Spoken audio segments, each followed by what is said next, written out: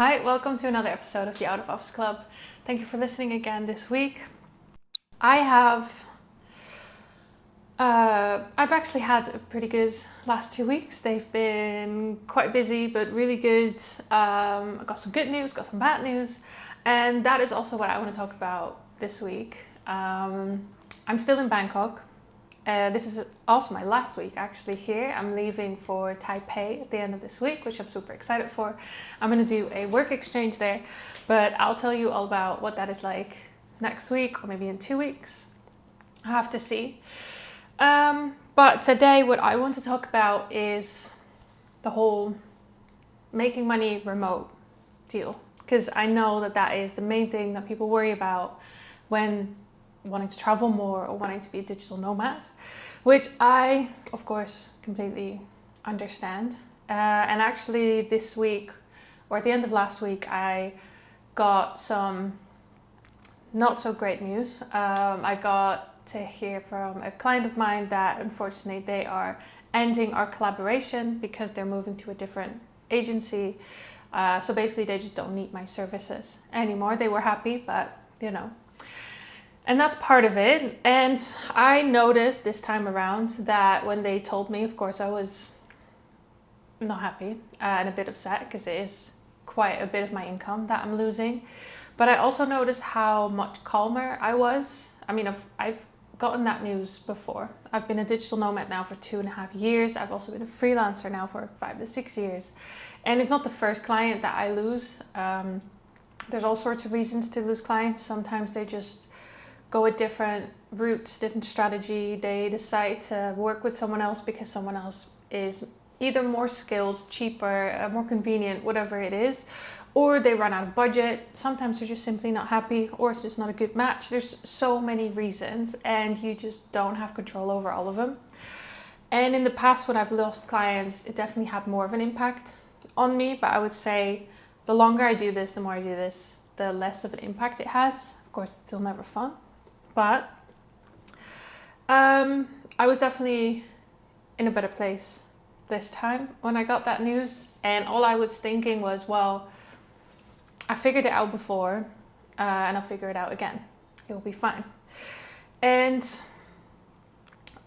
I think that just comes from experience and having done this for a while. But it really got me thinking about what it is like to make money online, or at least remote, and live as a digital nomad.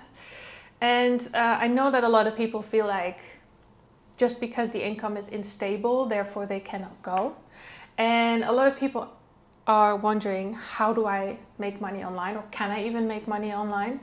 And I think a lot of people are either too worried about it and they never actually take that step, or they're asking the wrong question, where they're really wondering if they can do it instead of figuring out for themselves how they can possibly make money online and then actually putting in the effort and putting in the steps that it takes. Because everyone keeps asking me, it's both in, of course, in my DMs, I get this question a lot, but also people around me, they ask me, how do I make money remote? A lot of people are wondering how I make money in general, but I work as a freelancer. I'm a graphic designer, so basically 90% of my income comes from that, and a little bit from side projects like social media or other things that I do, but most of it is just from being a freelancer. But yeah, people seem to think that that's maybe the only way. There's only one way to make money online, and the truth is that there isn't. There's so many ways to do this. And what I see in people, when I start talking to them and start asking them a couple questions about what they want, what they're good at, what they're not good at, how they want to live, usually there is kind of a clear path for most people. Because it all depends on who you are as a person, where you are right now, where you want to be. And I feel like there's 3 types of people. There is usually, most people have a skill. They might not be an expert in it, but they already have a certain skill that they could use to become a freelancer. They just don't have the clients yet. There is also people who would do better getting a remote job. That is another option. And the third is people that would really like to offer something or have something more of their own, like an online business, digital product, and not really work with clients. And I think everyone, depending on where they start, something different works for them. And maybe you have a preference, but it also really depends on where you are right now. What would be the best, quickest, the easiest way for you to start earning money remotely or online? So I think it's more about choosing which path to go on than it is so much about worrying if it can be done, if that makes sense. So the 3 paths that I've taken 2 of them, not the 3rd one, but it is still a really good option. But there's really 3 ways that you could handle this. Like I said, first, freelancing. I think a lot of people underestimate themselves, underestimate what they already know or what they could offer. I hear a lot of people that think that they need to be an expert in something. They need to know everything about a certain subject or a topic or a tool before they can start offering to clients. And that's kind of why I disagree. I don't think you have to be an expert. In the end, people hire you because you know slightly more than they do and because you have the time to actually do it. There's a lot of things that I've outsourced in the past, not because I can't do it myself or because I don't know how, but because I simply don't have the time or I just don't want to. So there's a lot of skills that people have because of past jobs and experiences that are already valuable just because they would give time back to the client and therefore it is valuable. So I think when people start doubting themselves and saying, oh, but I'm not an expert and I'm not amazing at this and I don't have a degree in it, you don't have to have that. You need to have slightly more knowledge maybe than the client. You need to have the time to do it and you need to be reliable. And as long as you have that, you can be of service to a client and you can start freelancing. It is, I would say the freelancing route is the fastest to start because you can just start setting up your accounts and pitching and you can get into that right away. You don't need to immediately set up a business, launch a website, have all these difficult things. You just need a skill and you need to start offering it. So your offer needs to be good. I think that's the main thing. Your offer and your portfolio. These are also things that I help with. By the way, on my website, later in my course, everything's going to be in there. But I think those are the most vital parts and you can start. I am 99% sure that you already have a skill that you can offer or a service that you can offer and you might not even realize. And this is just really great for someone who really wants freedom, who doesn't want to be kind of constrained by other people's work schedule. No one telling you exactly when to work, what to work on. That's all on you. People want to be more independent, who like working for themselves. Freelancing is a really, really great way. But of course, it can be a bit harder to scale, although there is no limit to how much you can earn. It might be a bit tricky to start with that. Plus, of course, it's a little bit more unstable, especially when you just start out. It can be a bit more tricky. So the second option, which is the most stable one, is to get a remote job. I think especially since the pandemic, so much work is now online that finding an online remote job has become a lot easier. But of course, they're also quite competitive because a lot of people want those kind of jobs. So that can be a bit hard. But it is a really good way if you say, okay, I do well in a team structure. I do well working for a company, having a boss, having a manager. I like that stability and that structure. Or maybe if you just say that's all I know and I feel more comfortable starting there, then that is a really, really good option. It still gives you the opportunity to work and travel. But you don't have to be your own boss and also carry that instability. So best if also you want to transition. Maybe freelancing is something you want to do, but first you want to just mix remote work and travel, pick the remote job, and maybe then look into what freelancing would be like or build that on the side if you can.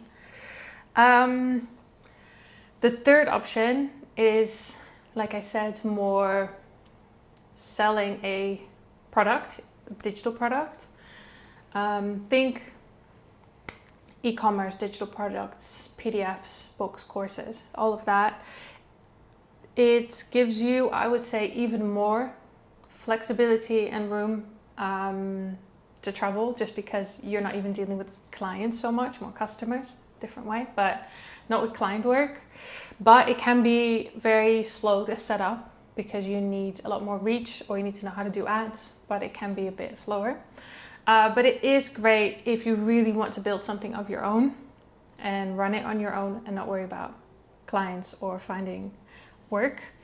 So all three kind of have a different timeline, different risks, different effort, but all three are really good ways to do it. And even within that, there's so many different opportunities. And I truly feel like definitely don't do all three in one go. I started with freelancing, and now I'm slowly also focusing on digital products. The remote job was never for me, but that just doesn't fit, I think, my personality and what I'm used to and how I want to live. Start with one. Start looking into what for you makes the most sense, what gets you most excited, and which is also one that is maybe the easiest or the fastest to get into, because whatever you pick doesn't have to be forever. It just has to be a way to start to actually get you to start earning money remote or online. As I think once you see that is possible, it will give you a lot of motivation to keep going, to try more, take more risks, and it builds this level of confidence that when maybe you do lose a client one day, you have that confidence of knowing, okay, but I will figure it out and I'll be fine. So I think figuring out how to make that money online, of course, super important. But there's so much information online, and I just highly recommend looking around, checking how other people are doing this, what they advise you to do. I have the experience, and I've been doing this for 6 years, but I'm also not here to tell you exactly how to build a business or how everything works, because I also feel like everyone does that very differently. But so many people want to do this, and I feel like most people will never actually try. And I think it also took me a couple of failures to kind of figure out how I want to do this and what works for me, and to build up the portfolio and the knowledge and the confidence that I have now. But at least I started, and if I hadn't, then I would not be here right now. It's still not perfect, and I think there's a lot of things that I still want to do and that I can grow on, but at least, I've started, and that's all I want for you as well. To get started, pick something that you can research, that you can get into, and make that first step.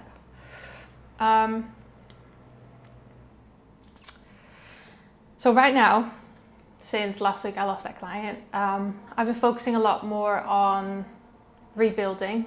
So I've gone back to applying for lots of jobs, figuring out kind of what I want to do, trying to find a new client, but also thinking about how I could maybe expand the digital products that I offer. It's a process, and that goes with ups and downs, and it's not always fun, but it is rewarding. It definitely is rewarding. The fact that if you do it and you start earning money online, you just get back so much freedom and flexibility and so much time as well. So I can really only recommend it.